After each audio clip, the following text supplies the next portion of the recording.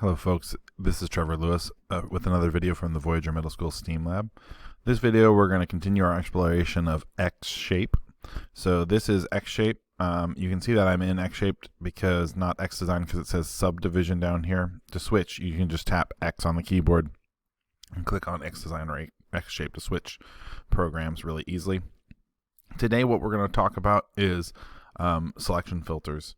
So selection filters are a way to choose certain parts of your object specifically. So right now, if I try and choose this object, I can't actually move these pieces because my subdivision is closed. To reopen the subdivision, you can click on it and choose this, or you can double click it, or you can double click it over here. And you can tell I'm in the subdivision because I have this little toolbar up here. And now I can click on different parts and I can move them. I have symmetry turned on, so as I move this part, the other side is moving as well. And I can use these widgets to turn and move and adjust that part. Okay, that is a face that I have selected right there. Okay, I can also select by vertices, which are the points in between the black lines. I can also select by edges, which are the black lines themselves. Okay, and I can also select more than one thing, although sometimes I find that hard because this widget's in the way. If I want to select this other one here, sometimes I have to use my navigation controls, which is a lot easier with a mouse, and then hold shift, and then I can select multiple things at once and move all of those with that little widget. Dassault calls this a robot.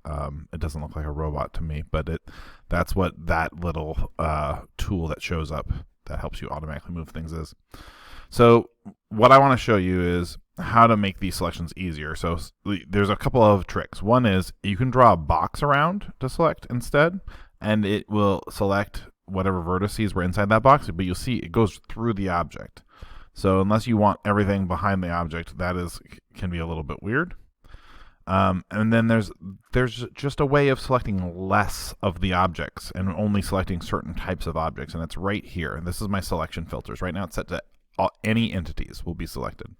If you on this drop down, you have those things I just talked about: vertices, edges, and faces. So if I set it to edges, then as I'm trying to select, it will only let me select edges.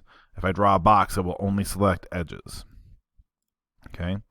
But then that's where it gets a little interesting. After you go past vertices, edges, and faces, you have these three, which I find really interesting and useful: edge rings, edge loops, and face loops. So edge rings, if you click on an edge, every edge that is perpendicular to the direction that edge is pointing. So this edge is pointing, let's say, horizontally. It's going to go around vertically. Okay. So that's I think that's an interesting way to do it, and I can modify that whole that whole group of that ring of edges. A loop of edges is different. A loop of edges is if I select an edge, it will go all the way around that edge, connecting on the line. So it's right on the line. So I can make adjustments to that edge loop as well. And just like before, you can select more than one by holding shift, but it's only going to let me select those things. If I try to select something else, it's going to only select those things. Okay. So it either goes along the edges or it goes across the faces. Those are the two differences there. And then you have face loops. Face loops selects all the way around the faces. So I don't know what causes this to sometimes go horizontally and sometimes go vertically. I don't really understand how it's making that decision. See there, click there. I was intending it to go this way, but it went that way. I just don't know exactly how this filter select works very well. But those are the different ways that you can filter your selection. Just don't forget when you're done to switch back to any entities, otherwise you'll get frustrated because you'll be trying to select something and it won't be the right thing. But that allows you to make some modifications to your object very quickly and easily.